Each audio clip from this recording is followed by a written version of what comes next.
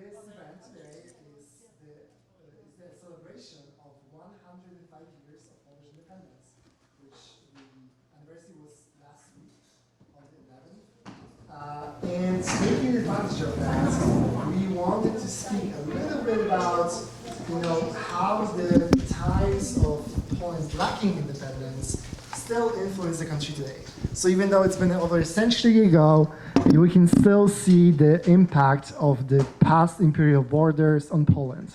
And that's what's called the phantom borders, because they're phantom, like they no longer exist, but you can still see them. So let's start with a little bit about me. My name is Szymon. I have no idea how to spell it phonetically in English, so I just said like Szymon, I don't know. My Starbucks name is Simon, if you forget Szymon.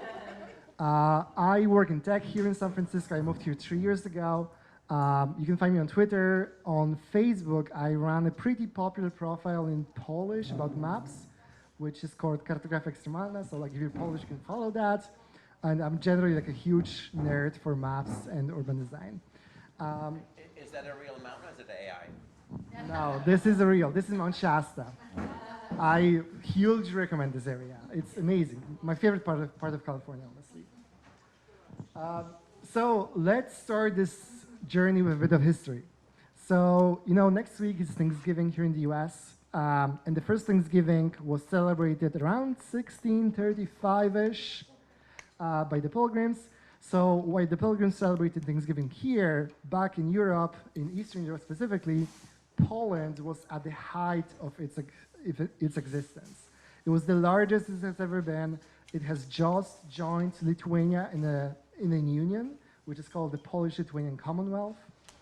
It spanned from almost Berlin in the west, all the way almost to Moscow in the east, and all the way from Estonia in the north, all the way almost to the Black Sea in the south. So it was pretty huge back then. Unfortunately, right? Unfortunately, very soon after, the first shock came to Poland. So in 1655, Sweden invaded from the north, which was known as the Deluge. When someone invades Poland, Russia usually takes advantage of that, so they also invaded at the same time from the east. The deluge was catastrophic for the country. It left the economy in ruins. It killed half the population. And although Poland managed to fight off the invaders in the end, it was very weakened after that. And because it was weakened, it was susceptible for other attacks. So over the years, Russia and other countries kept invading Poland. Poland kept trying to fight them off, but not so much, until 1777, when Russia, Prussia, and Austria agreed to partition Poland. So they agreed to invade Poland from 3 sides at the same time, which is known as the first partition of Poland. So they took land from all the sides, and Poland was unable to fight off because it was so weak internally. Then in 1793, again, the two partitioners, this time only Prussia and Russia without Austria, decided to invade again and again partition Poland, which they did, and again Poland was weakened. After these events, the Polish nobility decided it's time to do some reforms and maybe strengthen the country. So a year later, or actually, sorry, maybe not a year later, around this time, they passed the first constitution in Europe, the 3rd of May Constitution, which was the second constitution in the world after the US Constitution, actually. But unfortunately, it was too late. 2 years after the second partition, the third partition happened. Again, 3 countries invaded Poland at the same time, and Poland ceased to exist. And it ceased to exist for the next 123 years. Of course, Polish people tried to fight back. So the first occasion to that came in around 1815, when Napoleon in France declared war on Poland's partitioners. So declared war against Prussia, Austria, and Russia. And Poles took advantage of that. They allied with Napoleon. And in exchange, they got this piece of Poland, which is called Congress Poland, as sort of a victory. Unfortunately, it was short-lived, but you can see the borders of the partitioners changed a little bit at this time. Prussia was way to the west before that. And I want you to remember this map, because it's going to show up in multiple places tonight. Let's move to the 20th century. In 1914, World War I erupts, and Poles again see this as an opportunity to gain independence back. And after the war ends, the Treaty of Versailles declares that there will be a Polish state, and Woodrow Wilson, the American president, declares there will be a Polish state with an access to the sea. If we're actually not in the other room, but in this building, in the main hall, you can see the portrait of Woodrow Wilson because of that. So after some wars about the borders, Poland fights off Soviet Union, it wins a plebiscite in Upper Silesia, and then emerges as a new country in 2022 in these borders. And again, I want you to remember these, because these are also going to show up. Unfortunately, as you may know, this was also short-lived. In 1939, Russia and Germany again agreed to invade Poland at the same time. And they invade, and after the war in 1945, Poland is technically victorious against the invaders, but actually not really. It has no say in the Potsdam or the Yalta or the Teheran treaties. And the winning powers, which is the US, UK, France, and Soviet Union, decide that Soviet Union is going to annex all of Eastern Poland with a bunch of important cities, and Poland is going to move westward. And look at that. Like, this map doesn't change the extent, but Poland used to be like all the way here, and now it's like all the way to the sides, right? As a fun fact, none of the countries that Poland bordered between 1945 and 1989 still exist. All of these countries are different now. So Poland is the only one that's like stable in the last half a century. Okay, so that was a long intro, but like, why does it matter in the at all? So let me show you. This is where we get to the borders, the phantom borders. So remember this map, the Congress Poland, right? 1815, and this is the way the borders existed until 1914, so around a century. And now look at this map. From the Polish election a month ago, you can clearly see the same border shows up.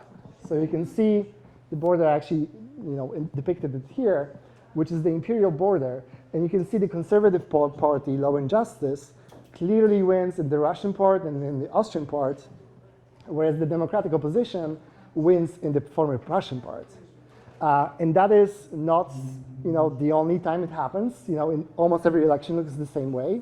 But politics is not the only area where this shows. Let's look at our agriculture, sorry. So this map shows you the percentage of the workforce employed in agriculture. And again, you can see very clearly that it's much higher in the former Russian part, in the eastern Poland, than it is in the western Poland. And then percentage of farms producing for their own needs. So they don't sell the produce they produce, they only use it for their own needs. You can clearly see the Austrian part, on the other hand, is very strong on that. So in other parts of Poland, farmers are businesses, actually, whereas in this part of Poland, they're most like subsistence farmers. In some ways, the country is getting less divided, but you can still see the borders. So this is the age, like the percentage of people in Polish villages that are over 60. In 2011, you can again clearly see the Russian part. It's like way older than the other parts. In 2021, because Poland ages just like the US, there's not enough babies being born. The situation kind of gets a bit smoothened, but I would argue you can still see the border around here. This is a wild map of wildlife. So the deer population per 1 square kilometer. Again, the same map. Wild boars, again, they're non-existent in the Russian part. They only exist in the Prussian part for some reason. And this is a joke. Don't believe that. But this is the weather. Like, the number of thunderstorms in Eastern Poland is way higher than in Western Poland as well. And it's not even, actually, I should say the number of lightnings, because the thunderstorm number is like not exactly following this pattern. Now, the West is also way more plugged in with Germany and more broadly with Western Europe. So this is a map that shows city partnerships between Polish and German cities. And you can clearly see, like if I drew the map again, the phantom border again, you can clearly see like the former Prussian part is very integrated with German cities. Like they have a lot of partnership, they have student exchanges and stuff like that. I've been on one myself. Whereas in Eastern Poland, not so much. Like, I mean, there are some cities, but not that many. Housing standards, huge differences. So this is the percentage of housing that has a bathroom. And, it's kind of crazy, but over 6% of Poles don't have a bathroom in their house, even to this day. And they're mostly concentrated in the eastern part. When it comes to natural gas, it's a bit different. So the south and like the former Austrian part has really great access, whereas other parts not so much, especially not the Russian part. And also you may think, maybe that's because the buildings in Eastern Poland are older than in Western Poland. Here in San Francisco, we all love the Victorians, but they're actually pretty low standards. Like they don't have great plumbing, they don't have washer dryers in units, stuff like that. But you will be wrong, because in Poland, it's the West actually that has older houses than the East. Now, I want you to pay attention to one more thing here. So let's look at this map. This is the Russian part, this is Austrian part, right? And this is the Prussian part. But within the Prussian part, you can see this area around here that is a bit younger in terms of buildings than the other German parts. And now, why that is? Does it remind you of anything? How about this? The 1922 to 1939 border. The short-lived Second Polish Republic had such an effect that it also, made the buildings younger. So they built a lot of housing in that period, in those areas. Okay. Speaking of the Second Polish Republic, the areas that are part of the Second Polish Republic are way more religious. So this is a map that shows mass attendance by municipality in Poland in 2019. In the former German parts, it's around 10 to 20% at most. In the Austrian part, it's like 50 to 80%, even 100. And then like the whole area that used to be Second Polish Republic is also way more religious than the other parts. But this sort of social conservatism extends beyond Polish borders as well. So this is a map of Europe showing percentage of births out of wedlock. So children who are born to parents who are not married. And you can again see this white area here, which is the exact border of the Second Polish Republic, the short-lived state between the wars.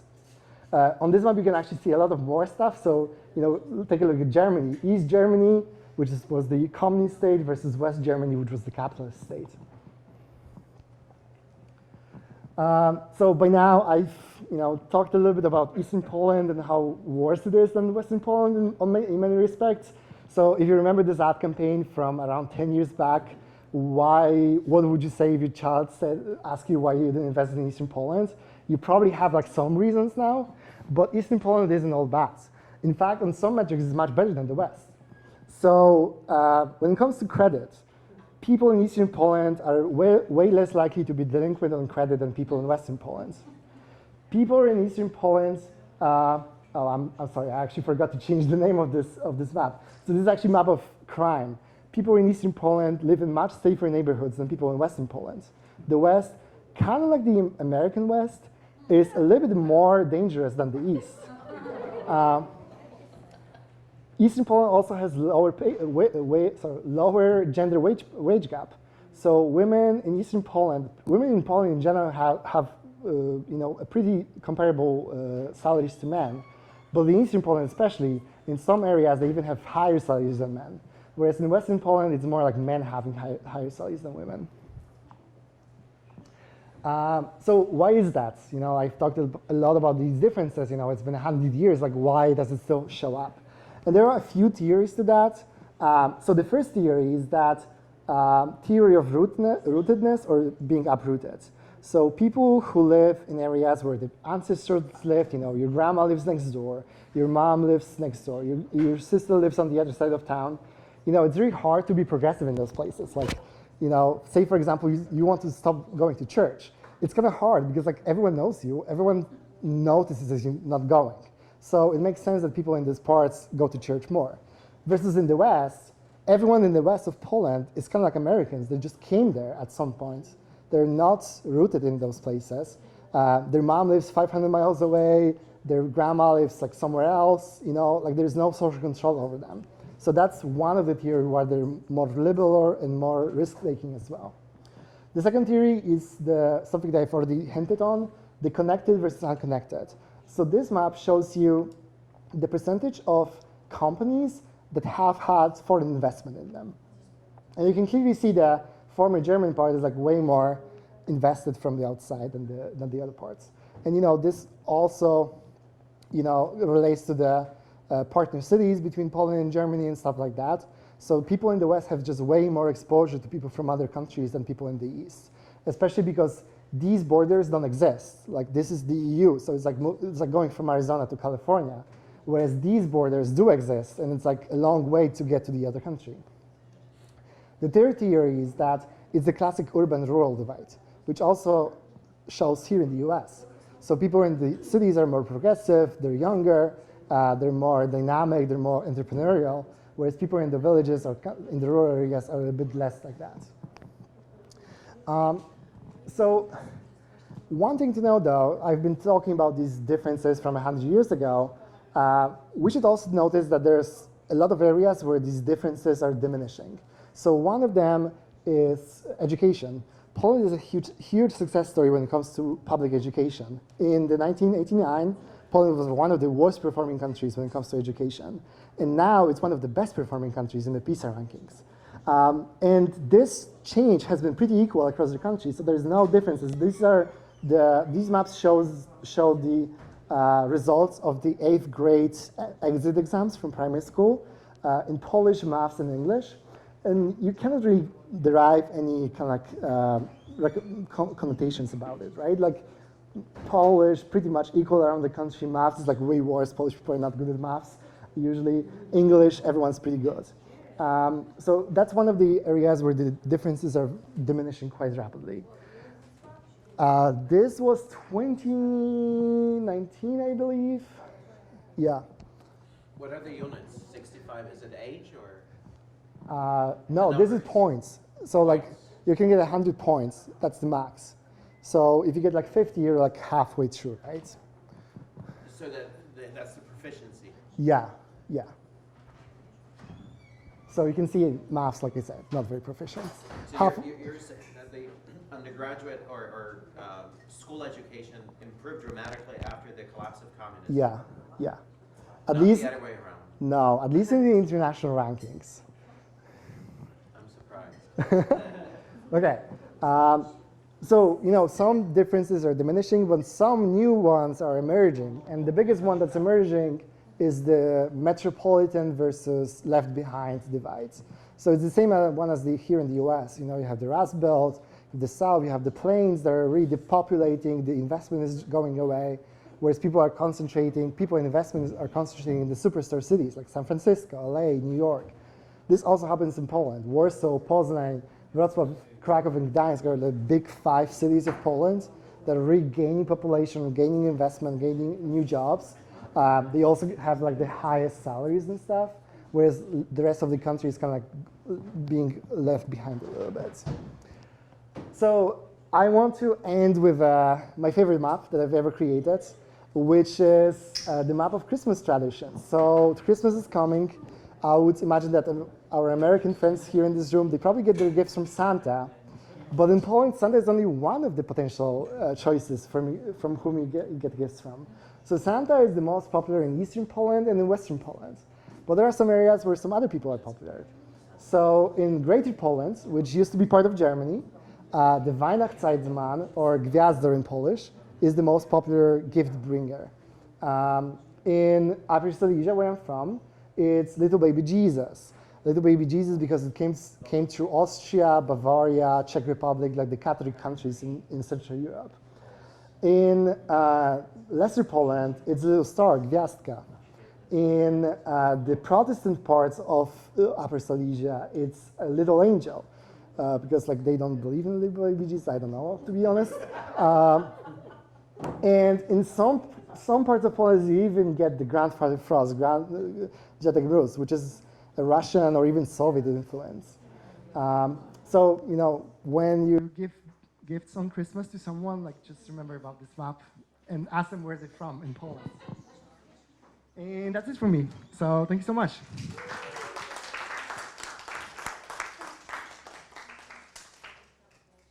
So question, how you got this number from? Like, this is a website, you know? Which number? Like, a lot of, you present a lot of maps Yeah. based on, like data, right? Yeah, so I get all of my data either from the Polish Statistics Bureau, which is like, do you know like the US Census Bureau? It's like, you know, whenever there is a census here in the US, they publish the results. So there's a bureau like that in Poland, the Polish Statistics Bureau, and they also publish a lot of stats. Or the Christmas map, that's just, you know, I have like over 100,000 followers on Facebook. So I just ask them where they're from and what is their tradition. And that's how these maps get created. I have a question. Mm-hmm. I know that in Europe there is like Eurostat, Yeah. and Eurostat says that there is a lot of differences according to your speech with your statistics. That tells kind of different numbers that you show over here. For example, rate crime.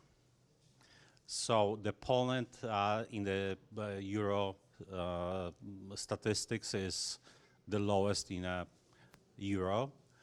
Yeah. For example, rape and violence, family violence in Poland is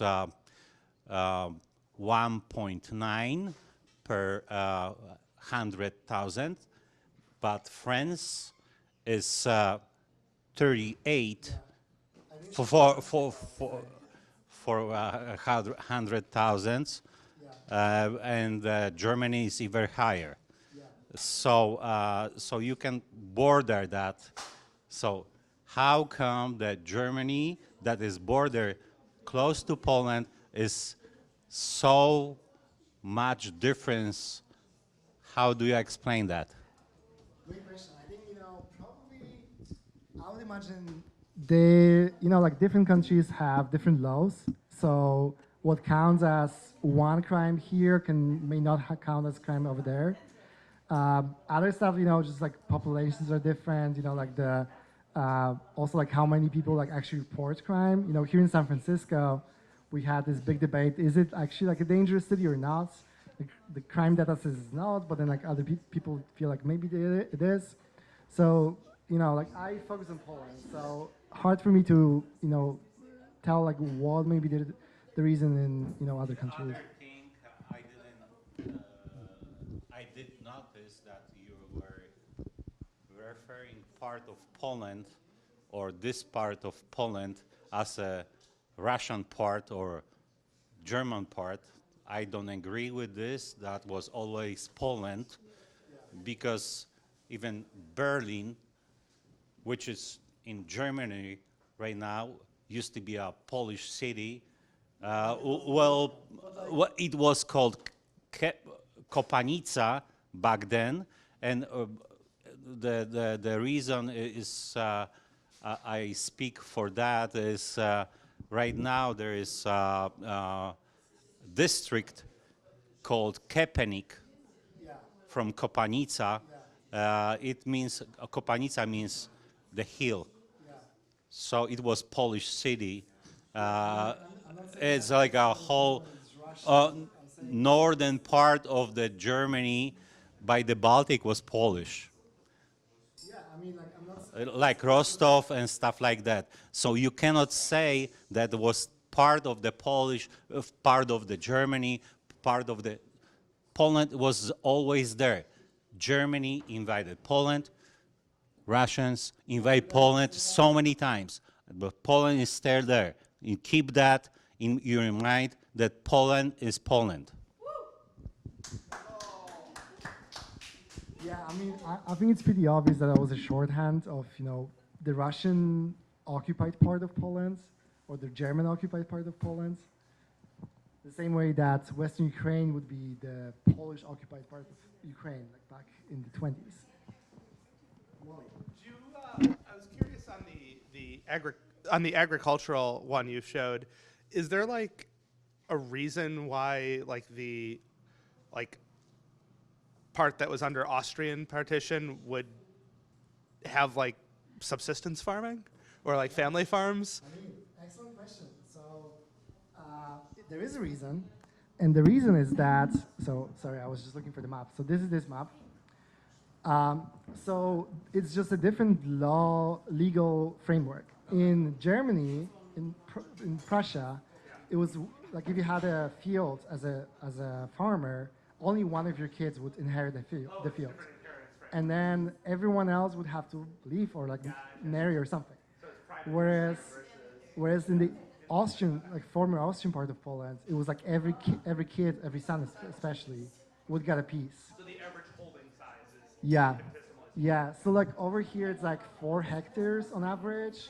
Over here it's like 40 hectares, like 4 times, like 10 times as much. aside from the landholding legal regime legacy, are there any like topographical reasons why the percent of the workforce employed in agriculture would change so much? I mean, this part is definitely more hilly than over here, but so is this part. So I would say probably not. I think it's mostly the legal. Sorry? Is there like a legacy of like mechanization or? Yeah, so like this part, so you know, like the Prussian parts, like the farming got much more mechanized and like consolidated, whereas in this part this never happened.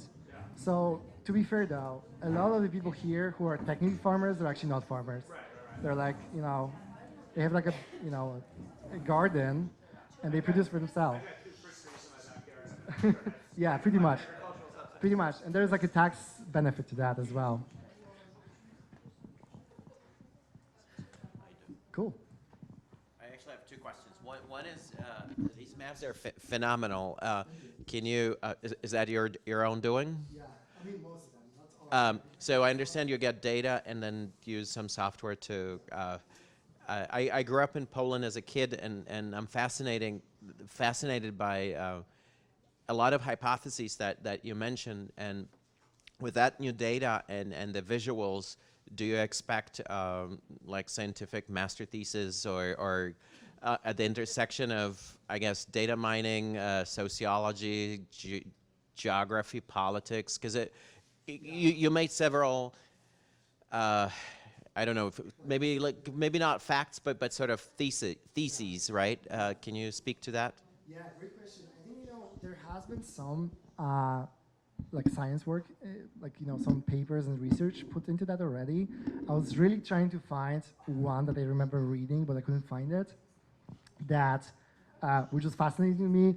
That said that people who live in municipalities on the border, they have friends on their side of the border, but not on the other side, even like 100 years ago. Sorry, like 100 years from when the border ceased to exist. But I couldn't find it. So there's definitely like some research in that field already. And I know myself, I wrote my bachelor's thesis on that as well. But I don't think it's, I don't think there's a consensus as to the reasons. That's why I gave like 3 hypotheses towards the end, what the differences may come from. Because no one has like proved it either way so far. Right, but you definitely are showing correlation between sort of Yeah. history, the borders. Yeah, but correlation is not causation though, right? So Yes. that's why I'm saying, it's just a hypothesis for now. I see. Yeah. Thank you. Have you seen any difference between the joining of the EU since Poland joined the EU and how that has influenced the maps in any way? So there's definitely like some development because the EU funds, the main goal of them is cohesion.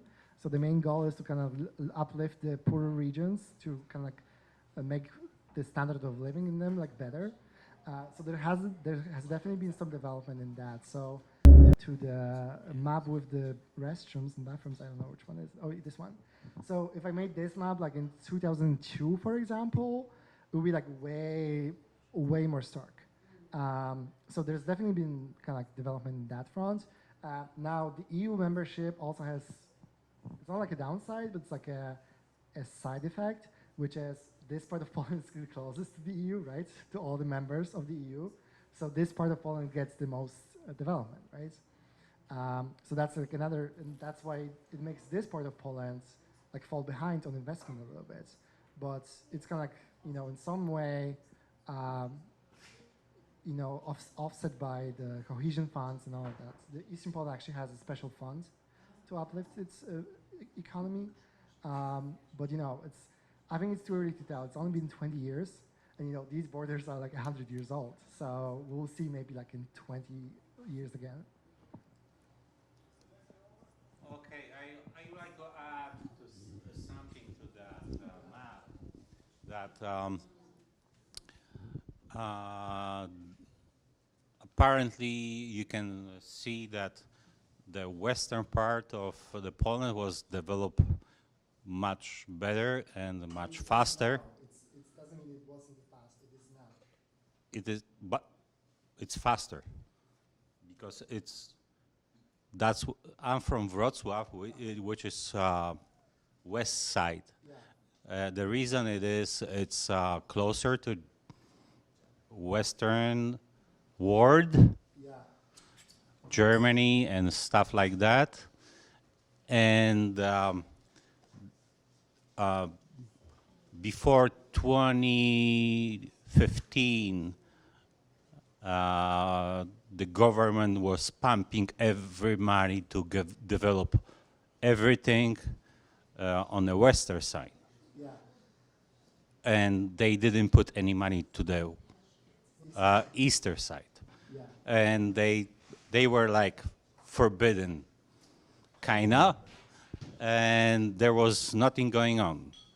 But for a past, yeah, there was like a Poland A and Poland B by the government before 2015, and today's government, still existing, was developing the eastern side, which is marked as a brighter side. Yeah. And they were creating the program, which is called Jagiellonian, connecting north and south, and Carpathia Trail. So You just let me finish. Just let me finish. And that's I want you to know that there is now the big project going south, north and south from Latvia, Estonia, Latvia, and northern countries through Poland, down south Slovakia, Romania, Bulgaria, to Greece, to connect those countries with a fast transportation, because this is the most important thing for Poland. Communications either side. Before 2015, they were thinking about connecting Russia and Germany east and west, west and east.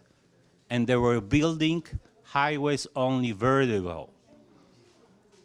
Now it's changed, and I hope it will stay. I know we're going with this. I would encourage you to read my blog where I take aim at this, you know, narrative that now it's Eastern Poland because agree or not agree, but yeah. can. What's the blog? I want.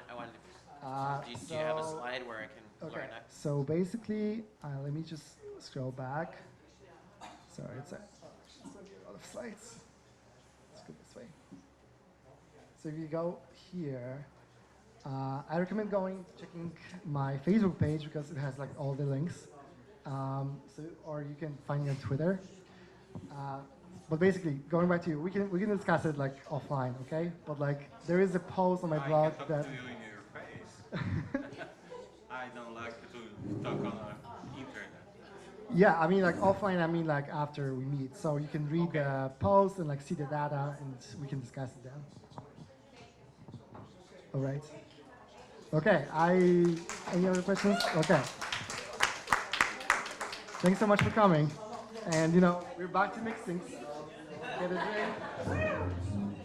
The visuals are phenomenal.